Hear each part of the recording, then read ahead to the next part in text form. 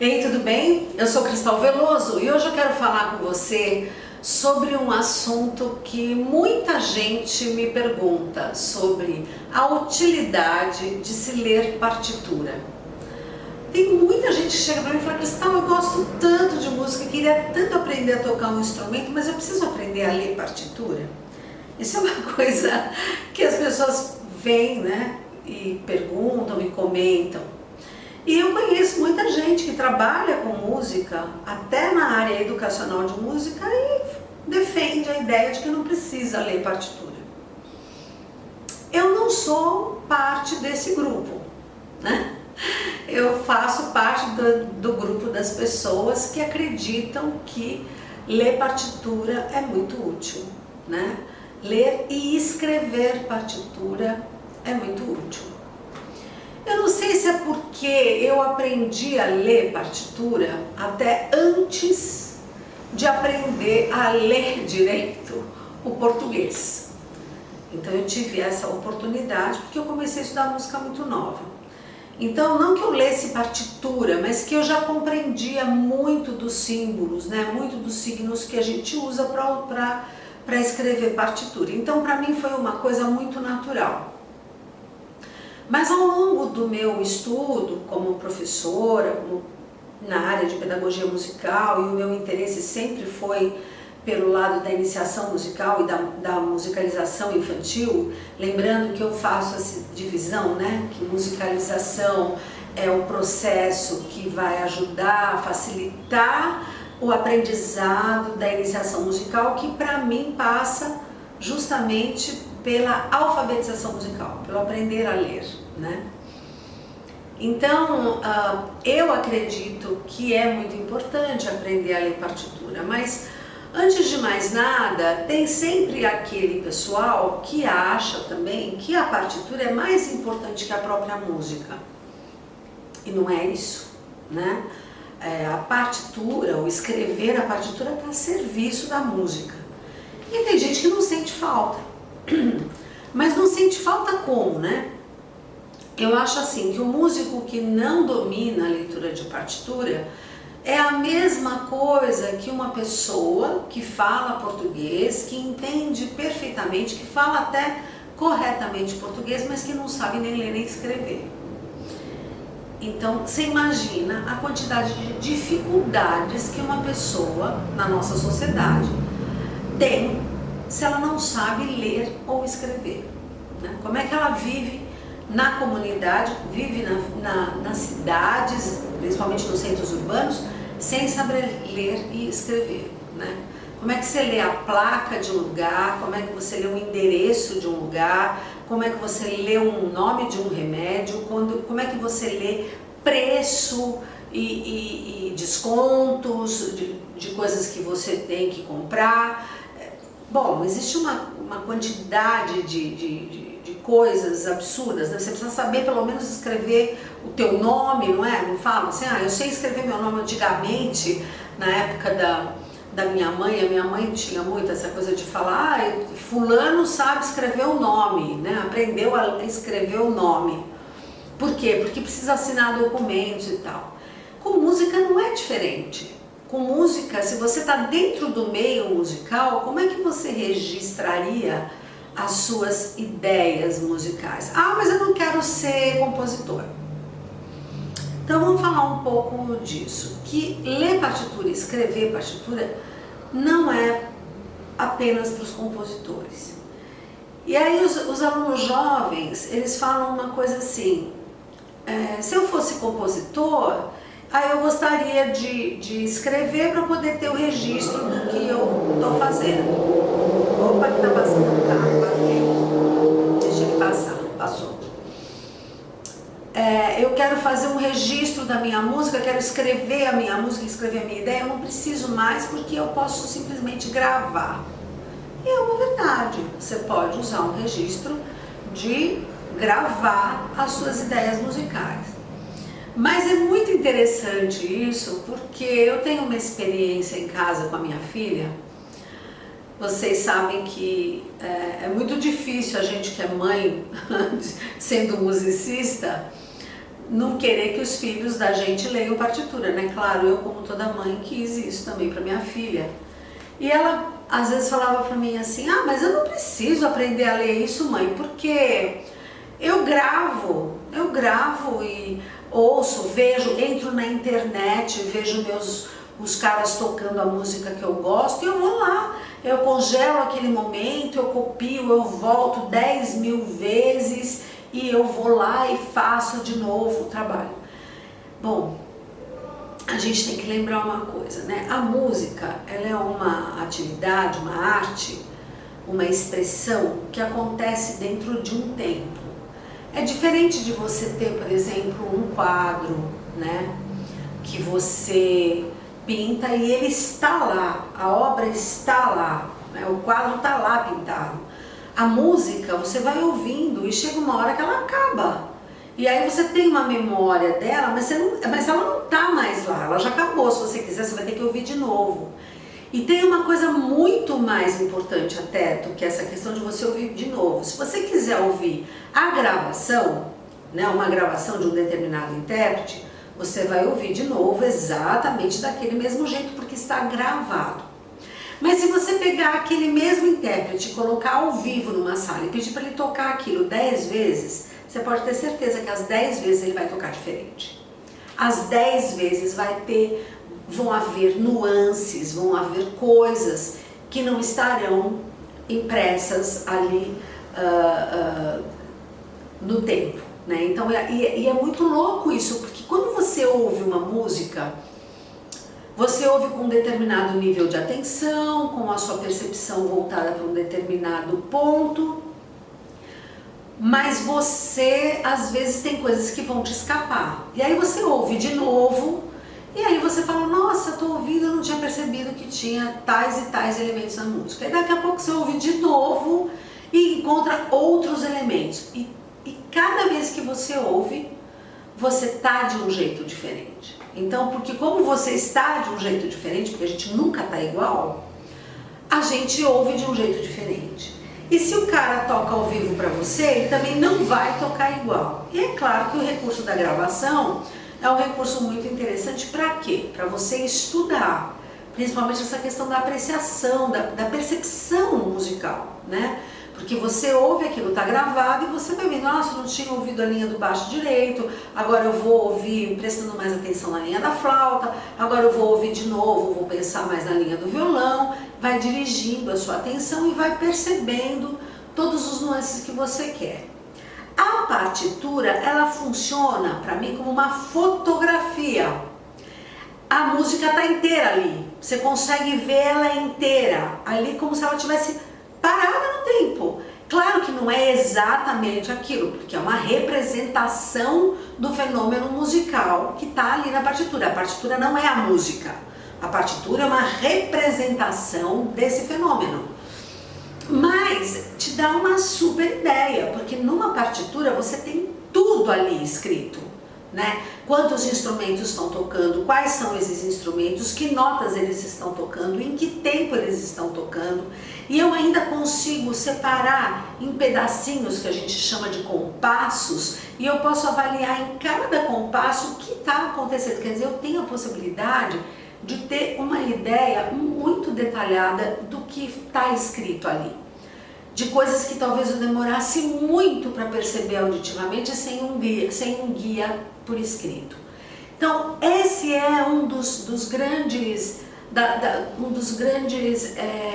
motivos pelos quais eu acredito que ler uma partitura é uma coisa que amplia tanto a nossa possibilidade de apreciação musical mesmo, né? De entendimento. Não é ler por ler porque é interessante, porque é chique ler partitura, né? Não, mas é porque a partitura ela vai ajudar você a compreender melhor essa estrutura que acontece no tempo e que se você deixa de ouvir, ela fica na sua memória. E aí você tem que resgatar isso. E você entendendo o que está lá escrito, você consegue também nomear, porque para você escrever, você precisa saber o nome de todas aquelas partezinhas que estão escritas lá.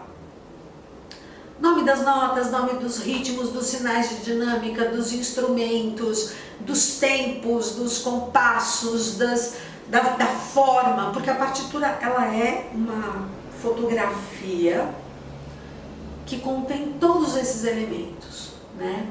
E aí eu digo que para aprender música, para você entender música cada vez melhor, se você lê a partitura, você ouve e lê ao mesmo tempo, você consegue entender melhor, né? Você consegue aprender, depreender informações daquela estrutura. Isso se você estiver trabalhando como intérprete, por exemplo, estou falando simplesmente de você ter um prazer de estar ouvindo uma coisa, mas vamos supor que você também toque um instrumento. E aí, como a minha filha, você entra na internet, né, e ouve 500 vezes a mesma coisa, o cara tocando, você vai lá, congela, volta para trás, imita a posição dele no instrumento, no caso da minha filha é o piano, imita, tal, faz 300 vezes, aí no dia seguinte você volta e vai, como é que era mesmo? Eu esqueci como é que era. Aí toca, volta a gravação, repete outra vez. Se você tem na partitura, você tem a possibilidade de encontrar o seu caminho para resolver o problema, né? Às vezes o jeito de passar a mão, que a gente chama de pôr os dedos, né, que a gente chama de dedilhado, às vezes o dedilhado do cara é bom para ele que tem uma mão de um tamanho X, mas a sua mão é menor, então você vai precisar de um outro dedilhado que fique mais confortável para você, mas como você não sabe, você é obrigado a repetir lá o que o cara está fazendo. E aí, se você lê a partitura, você vai poder trabalhar pedacinho por pedacinho, os pedacinhos mais minúsculos, aqueles que você precisa realmente treinar. E isso vai ajudar no teu aprendizado do instrumento. Então, quem lê toca com maior facilidade. É claro que eu estou falando quem quer aprender a tocar de verdade, a desenvolver todas as possibilidades e características que você pode ter dentro de um instrumento. É diferente de se eu quiser simplesmente aprender se eu aprender 3 acordes, um acorde que a gente chama de fundação de tônica, um de subdominante e outro de dominante, com esses 3 acordes eu posso tocar praticamente tudo o que acontece dentro de música ocidental, só que sempre do mesmo jeito, sem muita riqueza, de uma forma muito reducionista. E que a maioria das pessoas aprendem a tocar, por exemplo, violão e o violão popular, que tem coisas muito legais, mas assim, na iniciação, você pode começar com 2, 3 acordes, você resolve um monte de música. E no piano a mesma coisa, porque são instrumentos harmônicos, né? Instrumentos que tocam harmonia, que, para quem não sabe, harmonia são sons simultâneos, né? Que você combina sons simultâneos e que podem acompanhar melodias. E para quem não sabe, a melodia é aquilo que você canta, que tem os sons sucessivos. Então, harmonia, som simultâneo, melodia, sons sucessivos.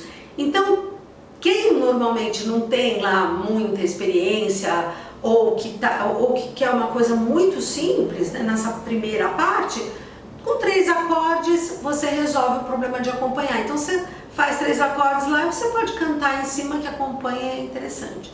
Mas para quem estuda instrumentos melódicos, por exemplo, como a flauta, né, que é um instrumento que não faz acorde, né, que não faz acompanhamento, não faz harmonia, ele toca legal som sucessivo, é um instrumento então melódico. Essa é a diferença entre um instrumento melódico e um instrumento harmônico. Então, quem estuda instrumento melódico, como a flauta, como o clarinete, como o violino, como o oboé, o saxofone, trombone, trompete, tuba, esses instrumentos todos de orquestra, né? Eles são instrumentos melódicos e aí eles exigem mais de você, porque você vai trabalhar, toca aquela melodia, mas depois elas vão começar a complicar, vão começar a ficar mais difíceis um pouco, tecnicamente você tem que estudar, aí você tem que vencer leitura melódica e de ritmo mais complicada conforme o nível da peça. Então, para essas pessoas que querem tocar cada vez melhor, facilita muito ler a partitura, porque você vai tocando músicas cada vez mais complexas e você tem lá essa tal fotografia que eu falei para você. Então, quando a gente pensa nessa coisa da canção, deixa eu pegar aqui, quando a gente pensa nessa coisa de ler ou não partitura, a leitura da partitura ela vai te facilitar, no sentido de você, não só de você ouvir, né, de você poder ouvir e curtir mais e ter uma análise mais profunda daquilo que você está ouvindo e daquilo que você gosta de ouvir, mas também nesse sentido do desenvolvimento num instrumento, de você tocar e de você poder repetir aquele trecho. Chega nesse pedacinho aqui, eu não consigo tocar direito, o que eu faço? Então vou lá, estudo tecnicamente o instrumento, repito aquele pedaço e aí junto tudo e aí eu consigo tocar a música inteira de um jeito legal, que me deixe feliz, que me deixe satisfeita. E tem também a questão daquele que quer compor, que tem as suas próprias ideias musicais. E foi muito interessante com a minha filha, porque ela só resolveu querer aprender a ler partitura no momento que ela descobriu que ela precisava registrar umas ideias, porque cada vez que ela inventava, ela começava com uma improvisação livre no piano, e ainda hoje ela faz isso, né? Tem improvisação livre no piano, aí chegou um momento que ela falou, mãe, eu fiz uma música muito legal, não sei o que, vem cá ver.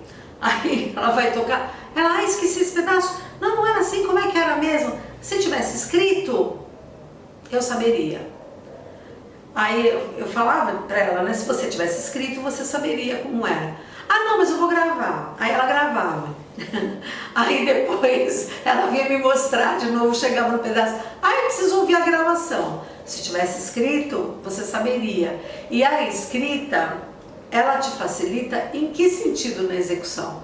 Que você não precisa simplesmente ouvir, memorizar e tocar. Você, enquanto vê, você toca, é simultâneo, ler e tocar ao mesmo tempo. Essa é a grande vantagem de você ler partitura, né? E para quem tem uma boa leitura, uma leitura à primeira vista, pega qualquer partitura, põe na frente e sai tocando, né?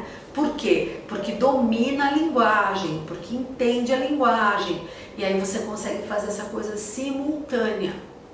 Quem não pode ler partitura para fazer simultaneamente, que depende muito da memorização, na verdade, por exemplo, a gente tem músicos que são deficientes visuais, que dependem muito da memória. Então, mesmo que eles leem em braille, porque existe a escrita em Music Braille, né? Essa coisa de você ler a partitura em braille, e que é mais ou menos uma descrição em braille do que está escrito. Então, aí você tem aqui a nota sol durando dois tempos ou duas pulsações. Então aí ele vai lendo e vai tentando tocar, mas mesmo ele tem que trabalhar primeiro com essa leitura que não tem a simultaneidade, porque ele precisa primeiro ler, decodificar, memorizar e aí tocar.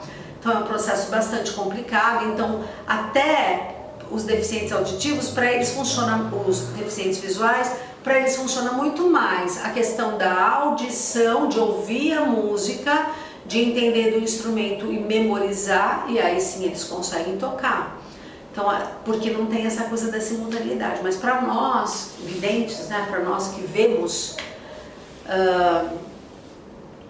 é muito legal essa possibilidade de você estar lendo uma música e tocando ao mesmo tempo.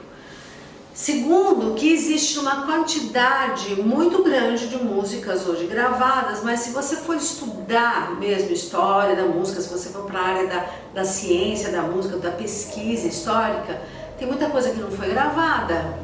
E como é que a gente fica sabendo como é que era isso? Através da leitura de partitura, né? Através de coisas. Tem lá uma coisa louca, né? Que falam, eu não sei a veracidade disso, mas vale como ilustração, que as peças de Bach, de Johann Sebastian Bach, que é um dos maiores compositores de todos os tempos, foram descobertas pelo Mendelssohn, porque ele foi comprar carne num açougue, e nesse açougue tinha partituras velhas, que o cara não sabia o que era, e ele usava para embrulhar a carne. E o Mendelssohn foi lá, pegou a carne, viu, ele era músico, viu aquela partitura, começou a querer olhar, e ele descobriu coisas incríveis ali. E foi assim que a obra toda do Bach acabou vindo à luz. Não sei a veracidade disso, mas ela ilustra, por exemplo, como que a falta de cultura, né, de uma pessoa poderia ter colocado no lixo, né, as obras do maior compositor de todos os tempos, porque na época do Bach não tinha gravador, não tinha televisão, não tinha rádio. Para você ouvir uma música, o próprio Vivaldi, né, dizia que viajava, não, o próprio Bach dizia que viajava dias de carruagem para ouvir um concerto numa outra cidade, para que ele pudesse ouvir música, porque ouvir música era um acontecimento. Ou você tocava para você poder ouvir, ou ia atrás de gente que tocava. E performances mais elaboradas, de orquestras e de espetáculos, era uma coisa muito mais difícil de se ter acesso. Então você imagina que esse cara compôs a quantidade de coisas que ele compôs ouvindo muito pouco. A gente tem uma relação com música hoje muito diferente, né? Porque pra gente música é uma coisa que virou um pano de fundo. Você ouve música o dia inteiro, no rádio, lavando louça em casa você está ouvindo música, dirigindo o seu carro você está ouvindo música, a minha filha às vezes estudando está ouvindo música, que é uma coisa maluca na minha cabeça isso, e ela diz que para ela é melhor, né? Para ela é melhor ouvir música e estudar do que qualquer outra coisa. Eu, por exemplo, se estou ouvindo música, eu não consigo fazer mais nada, porque a minha cabeça vai se direcionando e se fixando naquilo. Então você imagina o quanto que o quanto a partitura, né, ela tem essa importância historicamente, não adianta. E tem essa importância nos dias de hoje, porque a partitura, o que ela é? Ela nada mais é do que um mapa. É um mapa onde você, com o seu instrumento, e você aprende na escola, lê e tal, você decifra aqueles segredos todos, e aí você consegue tocar e vem à luz a música. Então, pensar que assim, a música de Beethoven, antes, até muito pouco tempo atrás, né, você tinha a partitura da música. Você ter a partitura da música significa que você tem a música. E aí eu vou dizer uma coisa super interessante para vocês, que eu acho que quem já assistiu os meus vídeos por aqui já deve ter ouvido falar disso. Do cara que ouve, né, aquilo que ele lê. Então ele está lendo e está ouvindo, porque não é só uma questão de você entender o que é o signo, mas é saber o que soa. Então está escrito lá uma nota e você ouve ela dentro da sua cabeça como se você estivesse ouvindo música, que é o que a gente chama de ouvido interno. Então quando você lê a partitura, a ideia não é simplesmente ler e só saber o que está escrito porque você tocou, porque o instrumento traduziu. Você tem que ler e ouvir internamente. Eu tinha um professor na faculdade que fazia isso, que a música dele era, ele lia os concertos de Beethoven para piano e orquestra, ele lia na cama e ele escutava aquilo como se ele estivesse ouvindo um rádio, mas não era, o som era da cabeça dele, e ele se emocionava com o que ele lia, chegava às lágrimas, né? E a esposa dele perguntava: por que você não ouve a gravação com diversos... Porque nenhuma é igual a que fica na minha cabeça. É a mesma coisa que você ler um livro e assistir um filme. Você gosta? Normalmente, quem lê um livro e depois assiste o filme do livro não gosta do filme. Por quê? Porque tem menos materiais da sua emoção particular. Isso era o que acontecia com ele, né? Lendo a partitura, ele tinha a possibilidade de ouvir aquilo do jeito que ele achava que era, né? Do jeito que achava que tinha que soar com aquela intensidade, com aquela força, com aquela expressão, com aquela sonoridade, né? Ele tinha um som de orquestra na cabeça. Então a partitura, ler uma partitura nesse nível te remete às mesmas emoções que você tem quando você lê um bom romance, quando você lê um bom livro, né? Então é muito legal essa possibilidade, e que as pessoas às vezes por preguiça não querem aprender, porque estão envolvidos neste ambiente que a gente tem hoje, que tudo é muito sem processo. Eu quero ouvir Beethoven, eu não tenho mais que fazer que nem... Eu quero ouvir, sei lá, um compositor, eu não tenho que fazer que nem o Bach, que nem o Mozart, eu não tenho que viajar 3 dias para ir ouvir a música. Isso não é, eu ligo um botão e eu vou ouvir. Então, as pessoas perderam um pouco a ideia de processo, do que é aprender. E para aprender a ler, quanto tempo você demora? E o fato de você ler na escola, né, a nossa língua mãe, que é o português, não vai garantir que você vai ser um escritor, não é? O fato de você saber ler e escrever não significa que você vai ser um escritor, porque você precisa desenvolver outras habilidades para ser um escritor. E o fato de você aprender e ler música não significa que você vai ser um compositor, mas você precisa desenvolver outras habilidades para ser um compositor. Mas você aprendendo a ler português, você pode ler muito bons romances e pode ter acesso a um monte de coisa. E até aprender outros idiomas, porque você aprendeu a ler o seu. E com música é a mesma coisa. Se você aprende a ler partitura, se você aprende a decifrar esses signos, você vai conseguir aprender mais coisas sobre música, vai poder ouvir outras coisas de um outro jeito. E mais do que tudo, vai poder registrar as tuas ideias musicais, que são muito importantes. Então, eu comecei com uma pergunta, né? Vale a pena ler partitura? Eu acho que vale. Eu acho que um músico que não lê partitura é um músico incompleto. E eu também sou professora. Eu acho que sempre há tempo para aprender. E a gente tem que começar. Em algum momento a gente tem que começar. E que esse momento seja agora, tá bom? Que esse momento seja agora. Eu espero ter te convencido. E tomara, né, que você se junte a nós, que adoramos ler partitura, adoramos ouvir música, e que isso possa acrescentar na sua vida, como acrescentou na minha. Se você gostou, deixa lá o seu comentário no nosso Instagram, no By Cristal Veloso, no Facebook, By Cristal Veloso, ou no nosso canal no YouTube. Eu espero por você e a gente se vê. Até!